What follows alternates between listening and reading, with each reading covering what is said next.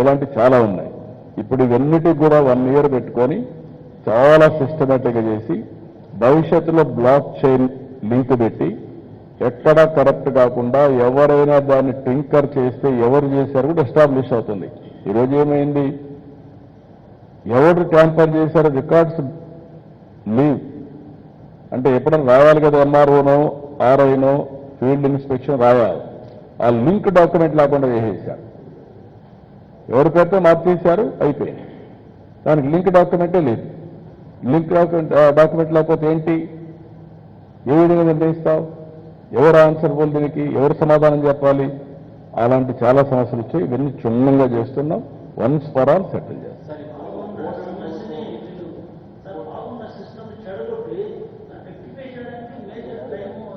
That is what I'm saying. ఒక ఆంధ్రప్రదేశ్ రాష్ట్రం ఒకప్పుడు land records one of the best land records. నేను సమైక్యాంధ్రప్రదేశ్, నాకు తెలంగాణలో ప్రాబ్లం ఉండేది. తెలంగాణలో ప్రాబ్లం నిజాం చట్టం. అది ఒక ల్యాండ్ 10 మంది దానం చేసేవాడు. ఆంధ్రప్రదేశ్ చట్టం బ్రిటిష్ చట్టం, ఇది స్ట్రిక్ట్గా ఉండేవాళ్ళు. అందుకే ఒరిజినల్గా మీరు చూస్తే, నేను చిన్నప్పుడంతా కూడా మీరు కూడా చూసుంటారు, జమాబందీ ఇవన్నీ పెట్టి ఊర్ల వారీగా మీటింగ్లు పెట్టి, కేఎం విఎం మీటింగ్లు పెట్టి, ఎంఆర్ఓ ఆఫీసులో ఆర్డీఓ అప్పుడు తహసీల్దార్ ఉండేవాడు, తహసీల్దార్ ఆఫీస్కి వచ్చి అవన్నీ సెటిల్ చేసేవాడు. నా ఆస్తి నా పేరుతో ఉందో లేదో చెక్ చేసుకునేవాడు. అలాంటి వ్యవస్థలన్నీ వీళ్ళు ఒక మంచి వ్యవస్థను కూడా నాశనం చేసే పరిస్థితికి వచ్చారు.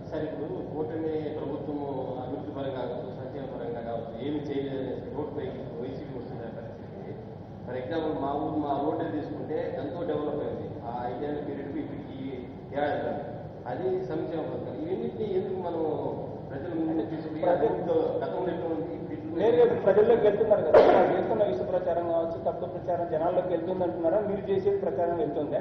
నేనేమంటానంటే, తప్పుడు ప్రచారం తాత్కాలికం, చేసిన పని శాశ్వతం. చేసిన పనిని ప్రజల్లోకి తీసుకుపోవాలి, దాంట్లో సెకండ్ థాట్ లేదు. కొంతమంది, నేను నా రాజకీయ జీవితంలో ఎప్పుడు కూడా రాజకీయం ఫేక్ ఫెలోస్తో రాజకీయం చేయాలి. వీళ్ళు ఫేక్, అవాస్తవాన్ని వాస్తవం చేయడానికే ప్రయత్నం చేస్తారు. ఒక కేస్ స్టడీ మీ అందరికీ. వివేకానంద రెడ్డి చంపి నేను చంపామని నా చేతిలో కత్తి పెట్టే పరిస్థితికి వచ్చారంటే కరుడు కట్టిన నేరస్తులు. అంతేకాకుండా అవినీతిలో కూడా మామూలు అవినీతి కాదు, ఆర్థిక ఉగ్రవాదులు చేయని అవినీతి చేసే పరిస్థితికి వచ్చారు. నిన్న చూడండి, ఏదైతే అతను సింగయ్య వాళ్ళ కార్యకర్త వచ్చాడు, కారు కింద పడ్డాడు, క్లియర్గా ఉంది. మానవత్వం అంటే ఏం చేసి ఉండాలి? మీరు మన హాస్పిటల్ తీసుకెళ్ళాలి కదా. తర్వాత ఏం జరిగిందో అది వేరే విషయం. కనీసం మన దారిలో పోతూ ఉంటే ఒక యాక్సిడెంట్ జరిగితే మనం ఏం చేస్తాం? కనీస బాధ్యత, సామాజిక స్పృహ ఇమ్మీడియట్గా దిగుతాం. మానవత్వంతో అతన్ని సేవ్ చేయడానికి ప్రయత్నం చేస్తాం, హాస్పిటల్ తీసుకుపోతాం, ఏం చేయాలి అన్నీ చేస్తాం. సో మెనీ సార్లు, ఎన్నోసార్లు నేను దారిలో పోతా ఉంటే యాక్సిడెంట్ అయితే నా అంబులెన్స్ ఇచ్చి హాస్పిటల్ తీసుకుపోయాం. రోడ్డు యాక్సిడెంట్ అది, అయినా కూడా నేను పంపించేవాడిని. కనీసం నేను నిలబడకుండా, కనీసం దాన్ని మీ మనుషులు అక్కడ ఒక కుక్క పిల్లల మారి చూసి రోడ్డు మీద పక్కన బారేసి, చెట్ల కింద బారేసి మీరు వెళ్ళిపోయారంటే, కంపల్లో బారేసి మానవత్వం ఉందా మీకు? ఇప్పుడు ఆ అమ్మాయిని పిలిపించి బెదిరించి దాన్ని రాజకీయం చేయాలని చూస్తున్నారంటే వీళ్ళు మనుషులా? వీళ్ళు అదే ఈ ప్రజానీకం అర్థం చేసుకోవాల్సిన అవసరం ఉంది.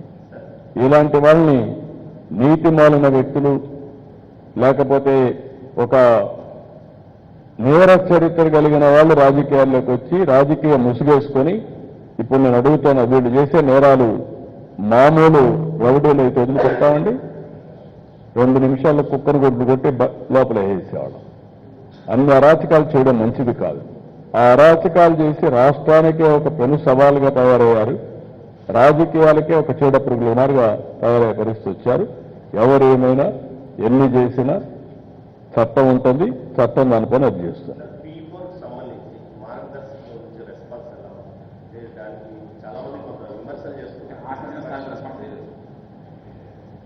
చిల్లి గవ్వ ఖర్చు పెట్టిన వాళ్ళు ఎవరైనా వస్తామంటే వాళ్ళని విమర్శించే అర్హత ఉందండి? అది నీతి మాలిన చర్య కదా. ఒక్క పైసా మీరు ఖర్చు పెడుతున్న దోచుకోవడం తప్ప ఖర్చు పెట్టడం లేదు. రాష్ట్ర ఆదాయాన్ని రాష్ట్ర వనరుల్ని కొల్లగొట్టే మీరు